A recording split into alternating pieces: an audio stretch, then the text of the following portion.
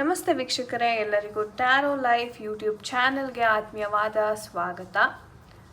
ವೀಕ್ಷಕರೇ, ಇವತ್ತಿನ ಒಂದು ಟಾಪಿಕ್ ಏನಪ್ಪ ಅಂತಂದರೆ, ಮತ್ತೆ ಆ ಒಂದು ಪರ್ಸನ್ ನಿಮ್ಮ ಲೈಫಲ್ಲಿ ಬರ್ತಾರಾ, ಮತ್ತೆ ಅವರು ನಿಮ್ಮನ್ನು ಅರ್ಥ ಮಾಡ್ಕೋತಾರ, ಮುಂಚಿನ ಹಾಗೆ ನಿಮ್ಮ ಒಂದು ಜೀವನ ನಡೆಯುತ್ತಾ ಅಂತಕ್ಕಂಥದ್ದು ಇವತ್ತಿನ ಒಂದು ಟ್ಯಾರೋ ರೀಡಿಂಗ್ ಮಾಡೋದ್ರ ಮುಖಾಂತರ ನಾವು ತಿಳ್ಕೊಳ್ಳೋಣ.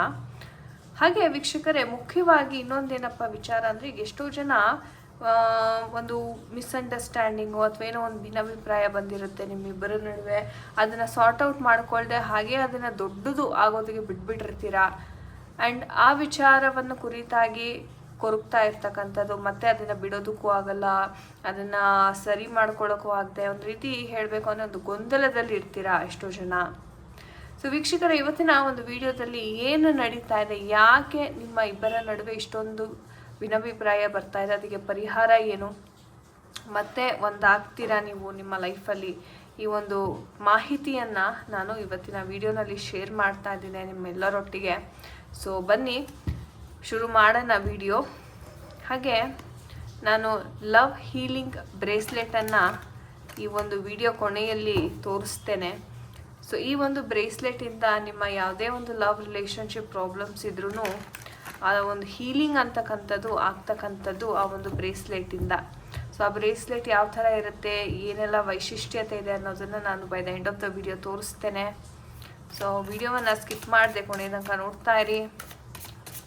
ರಿಲ್ಯಾಕ್ಸ್ ಮಾಡಿ ನಿಮ್ಮ ಮೈಂಡನ್ನು ನಿಮ್ಮ ಪರ್ಸನ್ ಬಗ್ಗೆ ಥಿಂಕ್ ಮಾಡಿ, ಏನು ನಡೀತಾ ಇದೆ ಅವರ ಒಂದು ಜೀವನದಲ್ಲಿ, ಯಾಕೆ ಅವರ ಲೈಫಲ್ಲಿ ನಿಮ್ಮ ಮೇಲೆ ಏನು ಒಂದು ಭಾವನೆ ಇದೆ, ಏನು ರೀಸನ್,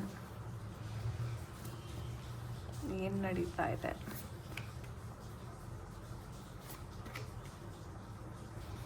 ಏನಾಗ್ತಾ ಇದೆ ನಿಮ್ಮ ಒಂದು ಪರ್ಸನಿನ ಲೈಫಲ್ಲಿ, ಮುಂದೆ ಫ್ಯೂಚರಲ್ಲಿ ಏನಾಗಬಹುದು, ಫ್ಯೂಚರ್ ಎನರ್ಜೀಸ್ ಯಾವ ಥರ ಇದೆ. ಓಕೆ,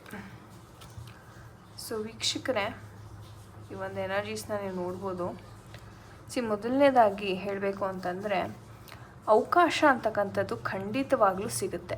ನಿಮ್ಮ ಪರ್ಸನ್ ಜೊತೆಗೆ ನೀವೇನು ಇಷ್ಟು ದಿವಸ ಎಕ್ಸ್ಪೆಕ್ಟ್ ಮಾಡ್ತಾಯಿರಿ, ಮತ್ತೊಂದು ಅವಕಾಶ ಸಿಗುತ್ತಾ, ಮತ್ತು ಅವರು ನನ್ನ ಲೈಫಲ್ಲಿ ಬರ್ತಾರ, ಒಂದು ಆಪರ್ಚುನಿಟಿ ಸಿಗ್ತಾ ಇದೆ. ಖಂಡಿತವಾಗಿಯೂ ಅತಿ ಶೀಘ್ರವಾಗಿ ನಿಮಗೆ ಒಂದು ಅವಕಾಶ ಈ ಒಂದು ಪರ್ಸನ್ ಜೊತೆ ಸಿಗ್ತಾ ಇದೆ. ಹಾಗೆ ವೀಕ್ಷಕರೇ, ಹೇಳಬೇಕು ಅಂತಂದರೆ, ಎಷ್ಟೋ ಜನ ನನಗೆ ಇಲ್ಲಿ ಏನು ಇಂಟ್ಯೂಷನ್ ಬರ್ತಿದೆ ಅಂತಂದರೆ, ನಿಮ್ಮ ಪರ್ಸನ್ ಮ್ಯಾರಿಡ್ ಇದ್ದಾರೆ ಅಂತ ಇಲ್ಲಿ ಇಂಟ್ಯೂಷನ್ ಬರ್ತಾ ಇದೆ.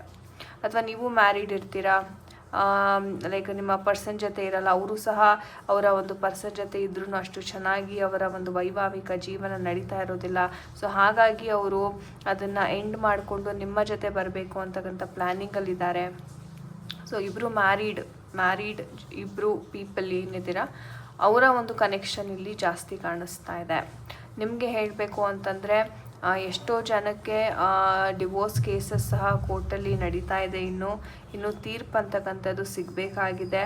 ಹಾಗೆ ಆ ತೀರ್ಪು ಸಿಕ್ಕ ನಂತರ ನಿಮ್ಮ ಲೈಫಲ್ಲಿ ಒಂದು ಹೊಸ ಫ್ಯಾಮಿಲಿಯನ್ನು ಕಟ್ಕೋಬೇಕು, ಒಂದು ಹೊಸ ಜೀವನವನ್ನು ಕಟ್ಕೋಬೇಕಂತಕ್ಕಂಥದ್ದೇ ನಿಮ್ಮ ಮೇನ್ ಉದ್ದೇಶ ಆಗಿರುತ್ತೆ. ಹಾಗೆ ಲವರ್ಸ್ ಕಾರ್ಡ್ ಬಂದಿರತಕ್ಕಂಥದ್ದು ತುಂಬಾ ವಿಶೇಷ ಇಲ್ಲಿ. ಯಾಕಂದರೆ ಈ ಎಲ್ಲ ಒಂದು ವಿಚಾರಗಳು ನಿಮ್ಮ ಲೈಫಲ್ಲಿ ಮುಗ್ದೋಗಿರ್ತಕ್ಕಂಥ ಏನು ಕಹಿ ಒಂದು ಸತ್ಯಗಳು, ಘಟನೆಗಳಿದೆ, ಅದನ್ನೆಲ್ಲ ಮರೆತು ಒಂದು ಹೊಸ ಕುಟುಂಬಕ್ಕೆ ನೀವು ಕಾಲಿಡಬೇಕು, ಹೊಸ ಒಂದು ಪ್ರೀತಿಯಲ್ಲಿ ನೀವು ಜೀವನವನ್ನು ಕಟ್ಕೋಬೇಕಂತಕ್ಕಂಥದ್ದು ಬಹಳ ಒಂದು ಆಸೆ ಆಕಾಂಕ್ಷೆಗಳಂತಕ್ಕಂಥದ್ದು ಇದೆ. ಹಾಗೆ ನಿಮ್ಮ ಪರ್ಸನ್ ಸಹ ಅಷ್ಟೇ. ನಾನು ಹೇಳ್ದಂಗೆ ಇದು ಮೋಸ್ಟ್ ಆಫ್ ದ ಪೀಪಲ್ ಇದು ಮ್ಯಾರಿಡ್ ಇರ್ತೀರ. ಆ್ಯಂಡ್ ನಿಮ್ಮ ಪರ್ಸನ್ ಸಹ ಒಂದು ಸ್ಥಾನಮಾನ, ಗೌರವ, ಒಂದು ಒಳ್ಳೆಯ ಒಂದು ರೀತಿಯಲ್ಲಿ ಇರ್ತಕ್ಕಂಥದ್ದು, ಅಥವಾ ಒಂದು ಒಳ್ಳೆಯ ಒಂದು ಸೊಸೈಟಿಯಲ್ಲಿ ಫೇಮ್ ಮಾಡಿರ್ತಕ್ಕಂಥ ಒಂದು ವ್ಯಕ್ತಿ ಅಂತಲೇ ಹೇಳಬಹುದು. ಆದರೂ ಈ ಒಂದು ಮ್ಯಾಟರ್ ಸೆಟ್ಲ್ ಆಗೋದಕ್ಕೆ ಸ್ವಲ್ಪ ಕಾಲಾವಕಾಶ ಅಂತಕ್ಕಂಥದ್ದು ಹಿಡಿಯುತ್ತೆ. ಆದರೆ ವೀಕ್ಷಕರೇ, ತುಂಬ ಎಚ್ಚರಿಕೆಯಿಂದ ಇರಬೇಕಾಗುತ್ತೆ ವ್ಯಕ್ತಿ ಜೊತೆ. ಯಾಕಂದರೆ ಕೆಲವೊಂದು ಘಟನೆಗಳು ಈ ವ್ಯಕ್ತಿ ಜೊತೆ ಎಷ್ಟು ಮಟ್ಟಿಗೆ ನಿಮ್ಗೆ ಅನಿಸ್ಬಿಡುತ್ತೆ ಅಂದರೆ, ಈ ವ್ಯಕ್ತಿ ನನಗೆ ಕೇರ್ ಮಾಡಲ್ಲ ಅಥವಾ ಈ ಮದುವೆ ನಡೆಯುತ್ತಾ ನಡೆಯಲ್ವಾ ಅನ್ನುವಂಥ ಹಂತಕ್ಕೆ ಸಹ ಬಂದು ನಿಂತ್ಕೊಳ್ತಕ್ಕಂಥ ಒಂದು ಸನ್ನಿವೇಶವನ್ನು ನಾನಿಲ್ಲಿ ನೋಡ್ತಾ ಇದ್ದೀನಿ. ಪ್ರೀತಿ ಇದೆ, ವಿಶ್ವಾಸ ಇದೆ, ಒಳ್ಳೆ ಕುಟುಂಬನ ನೀವು ಕಟ್ಕೋಬೇಕು ಅಂತ ಕನಸು ಕಾಣ್ತಾ ಇದ್ದೀರಾ. ನಿಮ್ಮ ಪರ್ಸನ್ ಸಹ ಅದೇ ಒಂದು ಪಾತಲ್ಲಿದ್ದಾರೆ, ಅದೇ ದಾರಿನಲ್ಲಿದ್ದಾರೆ. ಆದರೆ ಕೆಲವೊಂದು ಘಟನೆಗಳು ಹೆಂಗಾಗ್ಬಿಡುತ್ತೆ ಅಂತಂದರೆ, ನೀವು ಅಂದ್ಕೊಂಡೇ ಇರೋದಿಲ್ಲ. ಆ ಥರ ಘಟನೆಗಳು ನಡೆದಾಗ ನಿಮಗೆಲ್ಲೋ ಒಂದು ಕಡೆ ಡೌಟ್ ಶುರು ಆಗುತ್ತೆ, ಅನುಮಾನ ಶುರು ಆಗುತ್ತೆ. ಸೊ ಇದೊಂಥರ ಅಗ್ನಿ ಪರೀಕ್ಷೆ ಕಾದಿದೆ ವೀಕ್ಷಕರೇ. ಈಗ ಆಲ್ರೆಡಿ ಶುರುವಾಗಿದೆ ಕೆಲವ್ರಿಗೆ, ಆ್ಯಂಡ್ ಇನ್ನು ಕೆಲವ್ರಿಗೆ ಈ ಒಂದು ಅಗ್ನಿ ಪರೀಕ್ಷೆ ನಡೀತಾ ಇದೆ. ಸೊ ಎಷ್ಟೇ ಪ್ರೀತಿ ವಿಶ್ವಾಸ ಇದ್ರೂ ಈ ಪರೀಕ್ಷೆ ಎದುರಿಸ್ದೇನೆ ನೀವು ಮುಂದೆ ಹೋಗಲಿಕ್ಕೆ ಆಗೋದಿಲ್ಲ. ಸೊ ಈ ಥರ ಸಂದರ್ಭವನ್ನು ಯಾರೆಲ್ಲ ಫೇಸ್ ಮಾಡ್ತಿದ್ದೀರಾ, ಎದುರಿಸ್ತಾ ಇದ್ದೀರಾ, ಕಮೆಂಟ್ ಸೆಕ್ಷನಲ್ಲಿ ತಿಳಿಸಿ. ಹಾಗೆ ಒಂದು ವೈಯಕ್ತಿಕವಾಗಿ ಒಂದು ರೀಡಿಂಗನ್ನು ಮಾಡಿಸಿ, ಟ್ಯಾರೋ ರೀಡಿಂಗ್. ಯಾಕಂದರೆ ಈ ಸಮಸ್ಯೆ ಏನಕ್ಕೋಸ್ಕರ ಆಗಿದೆ, ಇದು ಕಾರ್ಮಿಕ್ ಇದೆಯಾ ಅಥವಾ ಬೇಕು ಅಂತಲೇ ಬೇರೆಯವ್ರ ಕಡೆಯಿಂದ ಆಗ್ತಾ ಇದೆಯಾ, ಈ ಮಾಹಿತಿಯನ್ನು ಸ್ವಲ್ಪ ಸ್ಪಷ್ಟವಾಗಿ ತಿಳ್ಕೊಳ್ಳಿ ಯಾರೆಲ್ಲ ಈ ಒಂದು ಸಿಚುವೇಶನಲ್ಲಿ ಇದ್ದೀರಿ. ಯಾಕಂದರೆ ಇದು ಜನರಲ್ ರೀಡಿಂಗ್ ಆಗಿರೋದ್ರೆ ಜನರಲ್ ಎನರ್ಜೀಸ್ ಬರುತ್ತೆ ಇಲ್ಲಿ.